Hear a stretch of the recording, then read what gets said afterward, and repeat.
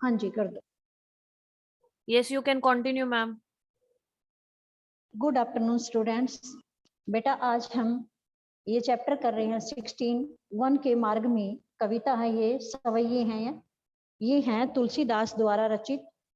इसमें तुलसीदास ने राम, सीता और लक्ष्मण के बारे में बताया है। जब वे अयोध्या से जंगल के लिए 14 वर्ष का वनवास पूरा करने के लिए चले थे, तब का वर्णन इन सवैयों में है। तो देखिए, पुरते निकसी रघुबीर वधु, धरी धीर दय मग में डग द्वे, झलकी भरी भाल कनि जल की, पुट सूखी गए मधुर अधरवे, फिरी बूझती हैं चलो अब केतिक, पर्णकुटी करी हो कित हुए, पिए की लखी आतुरता पिए की, अखियां अति चारु चली जलचुए। अब इसमें तुलसीदास जी कहते हैं कि पूर्ते निकसी, पूर्व मतलब नगर से, निकसी निकली, कौन? रघुबीर वधु। श्री रघुबीर का अर्थ है श्री रामचंद्र जी, वधु पत्नी, श्री रामचंद्र जी की पत्नी। श्री रामचंद्र जी की पत्नी जब नगर से निकली, कैसे निकली? धरी धीर दय, धैर्य धारण करके। श्री रामचंद्र जी की पत्नी सीता धैर्य धारण करके अयोध्या नगर से निकली, और मग में डग द्वे, और जंगल के रास्ते में 2 कदम ही रखे थे। मग में डग द्वे, जंगल के रास्ते में 2 कदम ही रखे थे। कि झलकी भरी भाल कनी झलकी, कि उनके माथे पर भाल, माथे पर झलकी झलकने लगी, भरी कनी झलकी, पानी की बूंदे, चलते हुए पसीना उनके माथे पर आ गया और वह दिखाई देने लगा। पुट सूखी गई, पुट होठ सूखी गए, सूख गए, प्यास के कारण उनके होठ सूख गए। मधुर अधरवे, मधुर मीठे, मधु कोमल, उनके होठ जो थे वे पसीने के कारण, गर्मी के कारण सूख गए। किसके? सीता जी के। फिर बूझती है, फिर अपने पति से, श्री रामचंद्र जी से बूझती है, पूछती है क्या? चलनो अब के तिक, पर्णकुटी करी हो कित हुए, कि अब कितना, अब चलनो चलना है, के तिक कितना, अब कितनी दूर और चलना है, अब कितना और चलना है। पर्णकुटी यानी, पर्णकुटी मतलब पत्तों की बनी कुटिया, पत्तों से बनी हुई कुटिया, पत्तों की कुटिया करी हो कित हुए, कहाँ पर बनानी? कित हुए, कहाँ पर बनानी है? पत्तों की, अब कितना और चलना है, पत्तों की कुटिया कहाँ पर बनानी है, जहां हम थोड़ा विश्राम करें। तिये की लखी आतुरता, पिए की अखियां अति चारु चली जल चुए। तिये की लखी, तिये अपनी पत्नी की, तिये का अर्थ है पत्नी की, लखी देखकर, आतुरता व्याकुलता, अपनी पत्नी की व्याकुलता देखकर, पिए की अखियां, श्री रामचंद्र जी की आंखों में अति चारु चली जल चुए, आंखों से आंसू गिरने लगे। पत्नी की आकुलता को देखकर, आतुरता को देखकर, व्याकुलता को देखकर श्री रामचंद्र जी के आंखों से भी आंसू की बूंदे गिरने लगी, या आंखों से आंसू गिरने लगा। दोबारा से देखिए हिंदी इसकी। जब श्री रामचंद्र जी, सीता और लक्ष्मण नगर से निकले, धैर्य धारण करके सीता जी जब नगर से निकली ही थी और रास्ते में 2 कदम ही चली थी कि उनके माथे पर पसीने की बूंदे झलकने लगी, दिखाई देने लगी। उनके मधुर होठ पसीने के कारण, थकावट के कारण, प्यास के कारण सूख गए। फिर अपने पति से पूछती है, श्री रामचंद्र जी से पूछती है, चलनो अब के तिक, अब कितना और चलना है, और कहाँ पर आराम करेंगे हम, कहाँ पर कुटिया बनाएंगे, कहाँ पर कितना और चलना है, कहाँ पर हम पत्तों की कुटिया बनाएंगे और आराम करेंगे। अपनी पत्नी की इस प्रकार की व्याकुलता को देखकर पिए की अखियां, श्री रामचंद्र जी की आंखों से आंसू की धारा बहने लगी, या आंखों से आंसू गिरने लगे। अब अगला देखिए। जल को गए लखनऊ है लरी का परिखो, पिए छा ढरिक है ठाडे, पोछी पसेऊ बयारी करो, अरु पाए पखारी हो भू भूरी डाठे, तुलसी रघुबीर प्रिय आश्रम जानिके बैठे, विलंब लो कटक काढ़े, जानकी नाह को नेह लख्यो, पुल को तनु बारी बिलोचन बाढ़े।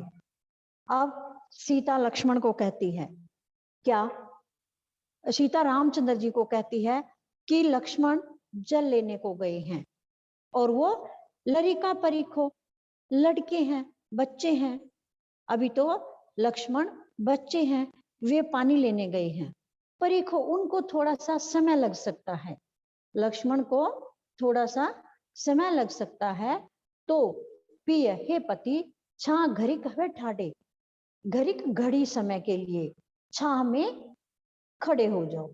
लक्ष्मण पानी लेने गए हैं और वह अभी बच्चे हैं, लड़का है, थोड़ा सा उनको समय लगेगा, तो कुछ समय आप छाया में खड़े हो जाओ। पोछी पसेऊ बयारी करो, और पोछी पसेऊ श्री रामचंद्र जी के पसेऊ पसीना, पोछी पोंछ कर, बयारी मतलब हवा, करो करने लगी।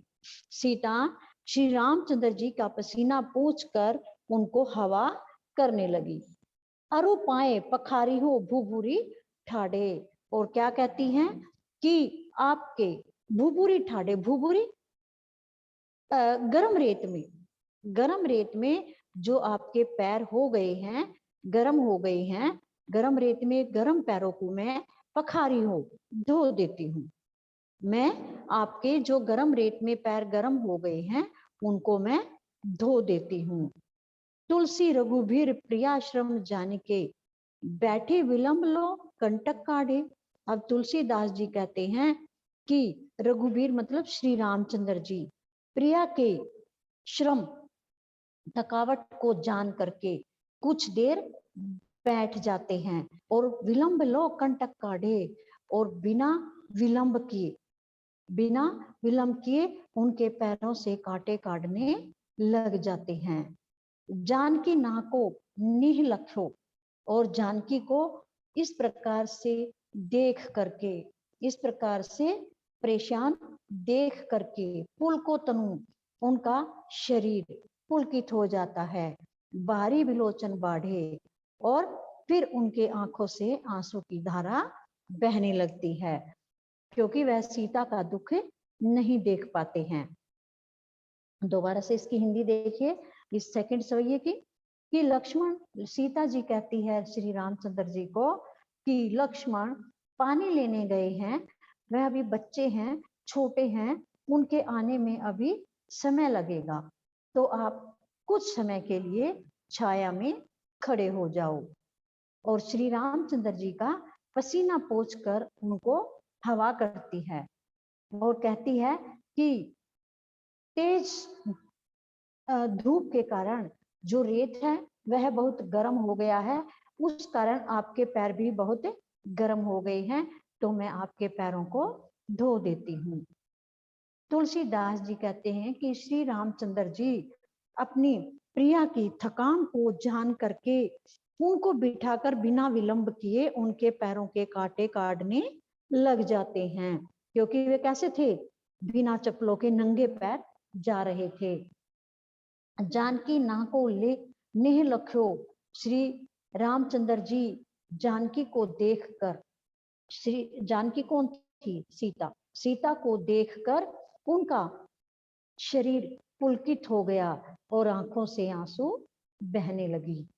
तो ये कविता आपने सवैये पढ़े, तो एक बार और मैं पूरी हिंदी आपको दोबारा से ऊपर से नीचे तक बता देती हूँ।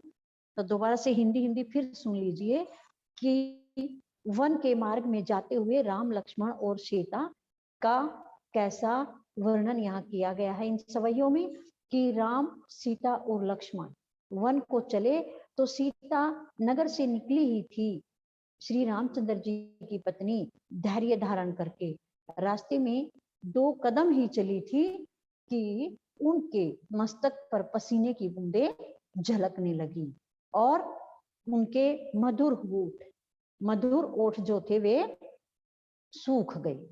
फिर श्री रामचंद्र जी से पूछती है, अभी कितनी दूर और चलना है, कहाँ पर जाकर हम पत्तों की कुटिया बनाएंगे। सिय की लखी, सीता की इस प्रकार व्याकुलता को, लखी का अर्थ देखकर, पति की आंखों में आंसू की धारा बहने लगी। अब सेकंड सवैये में देखिए, सीता श्री रामचंद्र जी को कहती है कि लक्ष्मण पानी लेने गए हैं, वह अभी बच्चे हैं, उनको आने में थोड़ा समय लग सकता है, तो आप थोड़ी देर के लिए छाया में खड़े हो जाओ। और श्री रामचंद्र जी के पसीने पहुंच करके उनको हवा करती है और कहती है कि आपके पैर गर्म रेत के कारण गर्म हो गए हैं, तो मैं आपके पैरों को धो देती हूँ। तुलसीदास जी कहते हैं कि श्री रामचंद्र जी ने अपनी प्रिया की थकान को देखकर बिना विलंब किए उनके कांटे निकालने शुरू कर दिए। और जानकी को इस प्रकार से देखकर उनका शरीर रोमांचित हो गया और आंखों से आंसुओं की धारा बहने लगी। विलोचन मतलब आंखों से, बाढ़े धारा बहने लगी, बारी जल की, पानी की। तनु मतलब शरीर, पुलकित रोमांचित होना, एकदम हर्षित होना, लख्यो देखकर। तो ये सवैये हमने पढ़े। अब इसके क्वेश्चन आंसर दे रखे हैं 5। तो इस क्वेश्चन आंसर जो है एक बार मैं आपके सामने पढ़ देती हूँ। इनकी पीडीएफ आपके पास आएगी, आपको इनको लिखना भी है और याद भी करना है। नगर से बाहर निकलकर 2 मग चलने के बाद सीता की क्या दशा हुई। तो कोई बच्चा, अब मैं आपसे डिस्कस कर रही हूँ आंसर, थोड़े बहुत कोई बच्चा आंसर मुझे बताएगा, जितना भी आपने अब कविता पढ़ी है। तो इसी पर आधारित मैं क्वेश्चन के आंसर आपसे पूछूंगी, तो वो आप मुझे बताएंगे। अभी मैं हैंड रेज करने के लिए आपको बोल दूंगी।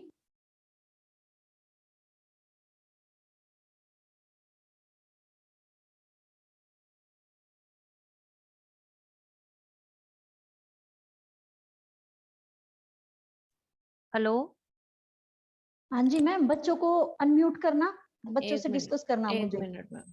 और रिकॉर्डिंग बंद कर दो चाहे।